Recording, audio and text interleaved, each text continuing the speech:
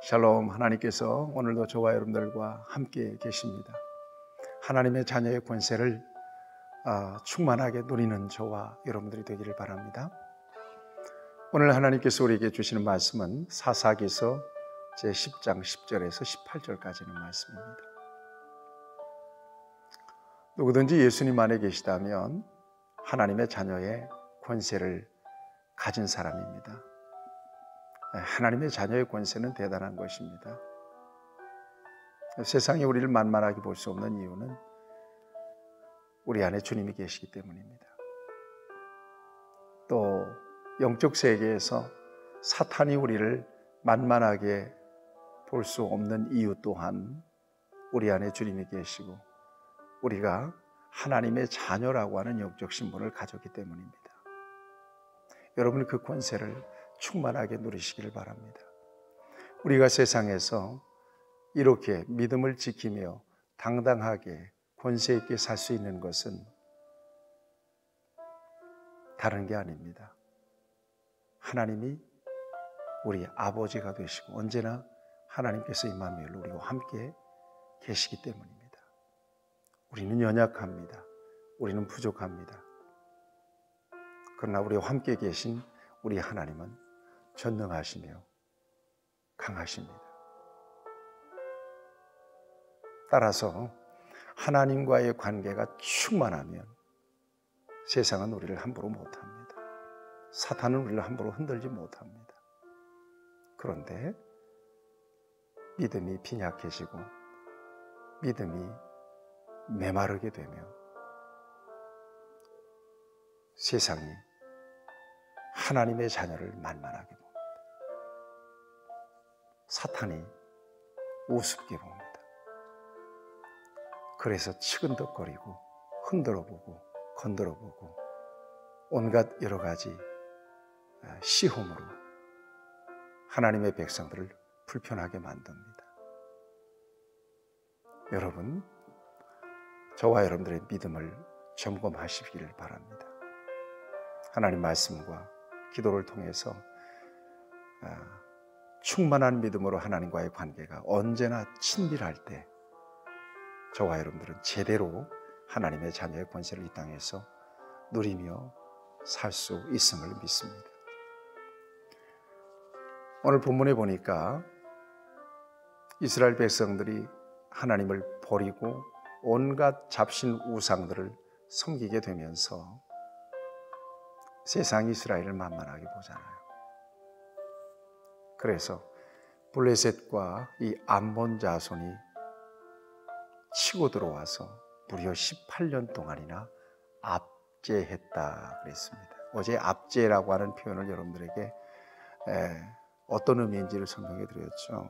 압제했다라고 하는 말은 눌렀다는 거예요.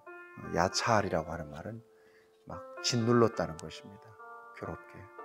그러니까 그 고통 속에서 이스라엘 백성들이 부르짖죠. 오늘 본문 말씀을 보면 고통 속에서 이스라엘 백성들이 부르짖습니다. 여러분, 구원은 하나님밖에 없단 말이에요.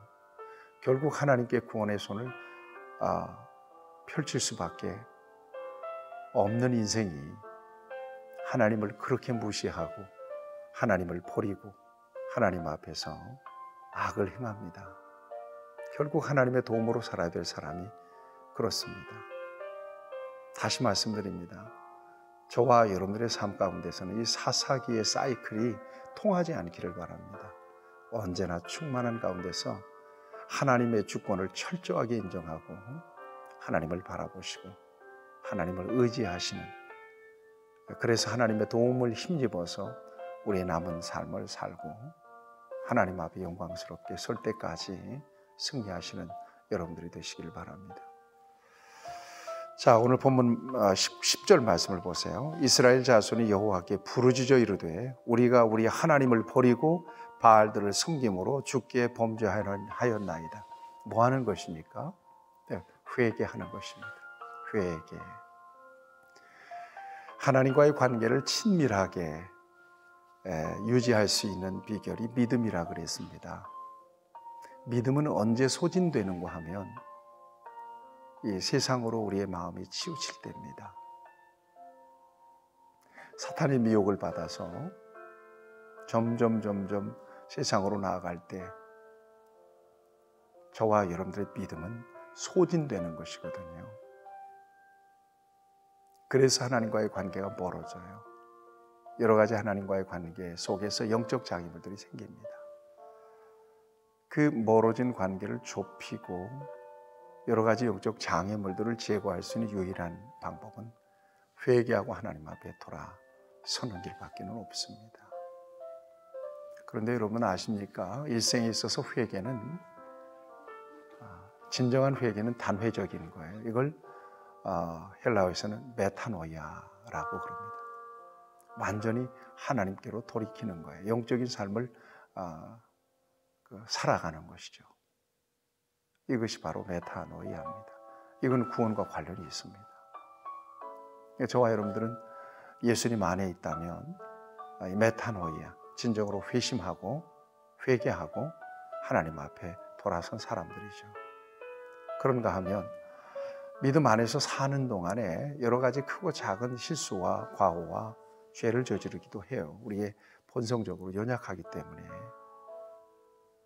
그럴 때마다 저와 여러분들이 또 하나님 앞에 참회해야 합니다. 그리고 하나님께 돌이켜야 합니다. 그래야 하나님과의 관계가 유지돼요. 그 속에서 자녀의 권세를 충만하게 누릴 수 있어요. 이걸 호모로게오라고 이야기합니다. 이걸 참회라고 번역하기도 하죠. 그 다음에 자백한다, 시인한다 그런 의미도 있습니다. 중요한 것은 하나님 앞에 자신을 돌아보고 회개하고 자복하고 돌이키는 것은 하나님과의 관계를 친밀하게 유지하고 자녀의 권세를 누릴 수 있는 중요한 비결입니다. 여러분, 언제나 자신을 돌아보시고 회개하셔야 합니다. 그 길밖에는 없다니까요.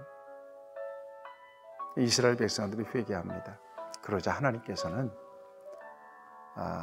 잘 나타내지 않은 그런 반응을 보이십니다. 11절 이하에 보면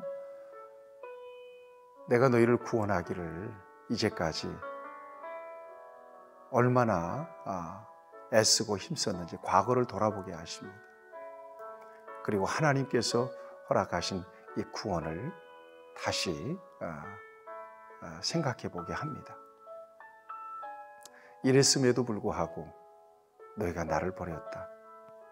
그러면서 하신 말씀이 14절 말씀입니다. 14절 말씀을 보면 가서 너희 택한 신들에게 부르짖어 너희의 환난 때에 그들이 너희를 구원하게 하라 하신지라. 반복적인 배교 그리고 형식적인 회개, 이것을 하나님께서 지적하십니다. 지금까지 그래 왔지 않습니까? 그래서 하나님께서는 이스라엘 백성들이 회개하고 돌아올 때 저들을 오히려 책망하십니다. 너희들이 지금까지 의지했던 그 신들에게 구원해 달라고 그러죠. 왜 나한테 오느냐는 거예요. 그렇게 한번 해보라고 그럽니다. 여러분, 이것은 사실은 무서운 징계입니다. 반복적으로 같은 죄를 저지를 때 하나님은 때때로 이렇게 방임해 버리시고 그 상실한 마음대로 내어버려두사 유기해 버리는 경우도 있습니다. 그러니까 계속해서 죄를 저지르는데 내 인생에 아무런 문제가 없어요. 여러분, 이거 두려운 일입니다. 하나님의 자녀는 민감하게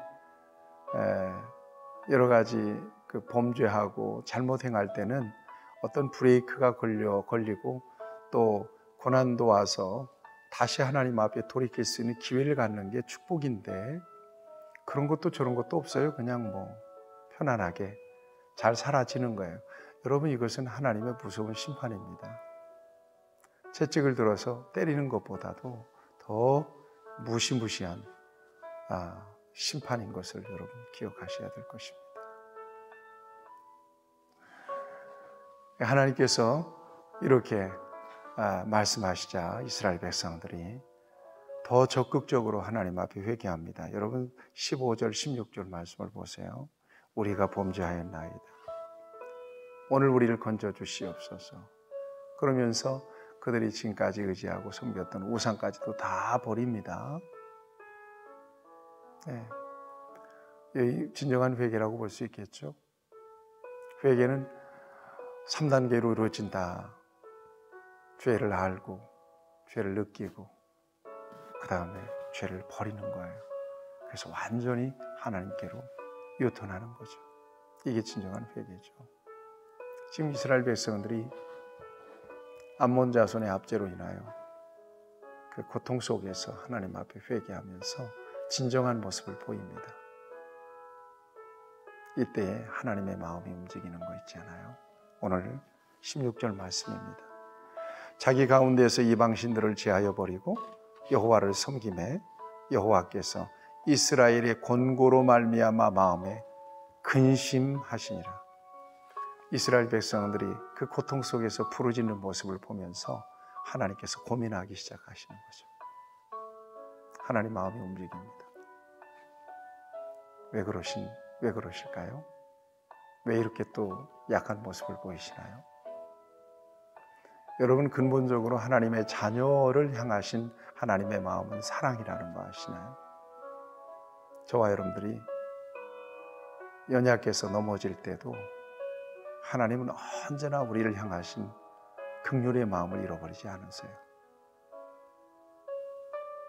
누가복음 15장 탕자의 비유를 보세요. 거지꼴이 되어서 집으로 돌아오는 탕자를 맞이하는 그 아버지의 모습을 보시란 말이에요. 얼마나 엄청난 긍휼이 아버지에게 있었습니까? 그리고 묻지도 따지도 않고 자녀의 권세를 다 회복시켜 주시잖아요. 이게 바로 하나님의 마음입니다. 호세아서를 통해서도 보세요. 우리를 치셨으나 도로 낮게 하시는 하나님이시죠. 우리를 향하신 긍휼의 마음. 언제나 하나님은 잃어버리지 않습니다. 하나님의 고민이 시작됐습니다. 그럴 때 하나님께서 이제 어떻게 역사하시는지를 저와 여러분들이 보게 될 것입니다. 여러분, 하나님과의 친밀한 관계는 하나님의 자녀의 권세를 누릴 수 있는 비결입니다. 믿음이 충만해야 합니다. 하나님과 틈이 벌어지면 안 됩니다. 기도하며 말씀을 통해서 오직 하나님 바라보십시오. 무엇보다 중요한 것은 연약해서 지은 죄, 묵혀놓으면 안 됩니다. 죄는 큰 죄, 작은 죄가 따로 있는 게 아닙니다. 모래도 물에 가라앉고 바위덩어리도 물에 가라앉는 거예요. 여러분들의 마음속에 신앙 양심에 꺼리는 모든 것들은 다 토해내야 합니다. 고백해야 합니다. 그리고 예수 그리스도 안에서 용서의 확신 가운데 자유함을 얻어야 합니다. 그래야 온전한 믿음의 능력과 하나님의 자녀의 권세를 누리게 되는 거죠. 오늘도 세상이 만만하게 보지 않는 여러분들이 되기를 바랍니다. 사탄이 시시하게 바라보는 여러분들이 되지 않기를 바랍니다. 여러분 안에 하나님이 계시기 때문에 그렇습니다. 기도하시겠습니다. 좋으신 아버지 하나님, 잘못하고 범죄하는 것을 알고 회개하고 하나님 앞에 돌이킬 때 하나님께서 민망하게 바라보시며 불쌍히 여겨 주십니다.